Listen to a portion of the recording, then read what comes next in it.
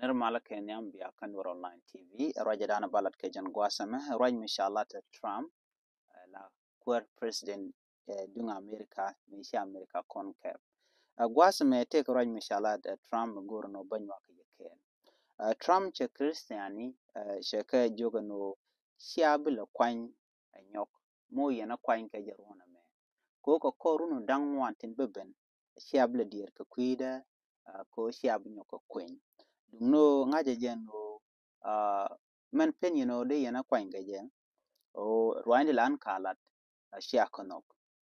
no ngaje no shia shunka kel ka gwasmber duno ntama jogo yen nene biarar bia shonga ka kel shana we dan na america shana jako ba wunch mgwa ngai kon Trump paye ken lis ka gwat mi chaje de nak kaje andobo mo ne ka cha de nak Trump gwat mi shawo we campaign we jelat ki we je gorno ba je kwany ne din kon no ka je den gwal dan waje waje burton ka bar ka je senate wan long re we ka america ki wi mon ke li chlo den je ga long ko ne me chagwa ko de kwar de jenak Trump gwas me kana mo right ka kwilwe kusni kana lwe kusni kana ka men kwet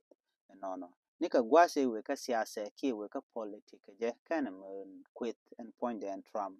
and gwas mo ke liu che wo tel misha mlat ka kwilwe kusni ajena no ka yelon kristiani biarar bia kwanya chuongo ka kwida ka korun dangwan sia bile chong ki sia bile dier ka kwida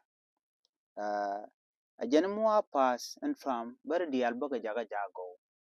te ram kon dial ban te kamat bu kon te no kam no kon dial bana america bu kon jaka mugwa long kata dan gor kone no and Trump te to want to look which mon ke netin kon tin te ka america che ne kon la ne di char jena wala na the ko de kala jala no ne di char ke ne te moshila chicken no no kallo ne ko ken che ne kon te win to golden kon tin latke je lada jen wo ne to chicken lat chicken no ke chicken le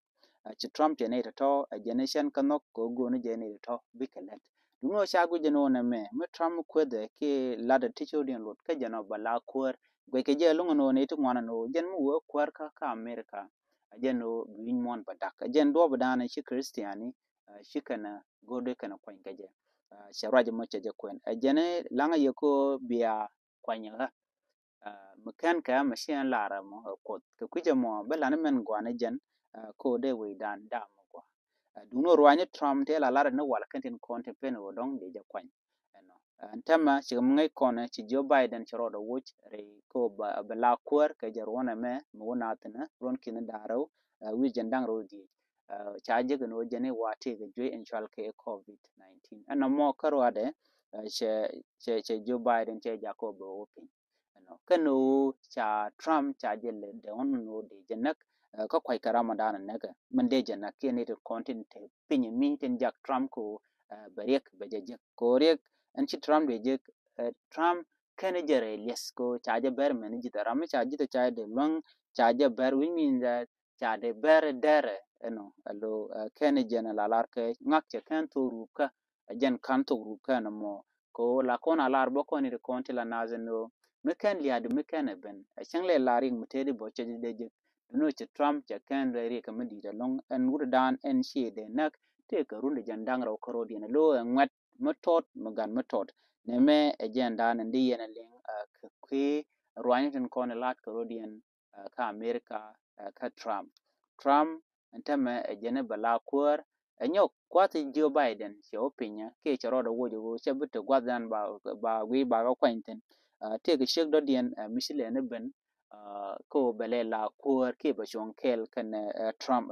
che ga mo che bulwang baje George ko wan no ka na ka ngajenu ba mu gwane jen baje lalet ko kuje mo ron kina daro jandang ro di chane gorno bana jon kel che Trump lar no yene kon la Christiane luaka chane goro bana America bana jaga mugwa men gwa long ka America kente kan ko ngot mugwa long ko changle la man pala ki jo ki dit ki ngurwe jone la ngoten cha gwar ke system dien chero de manger jandana tin no ki jandana bianga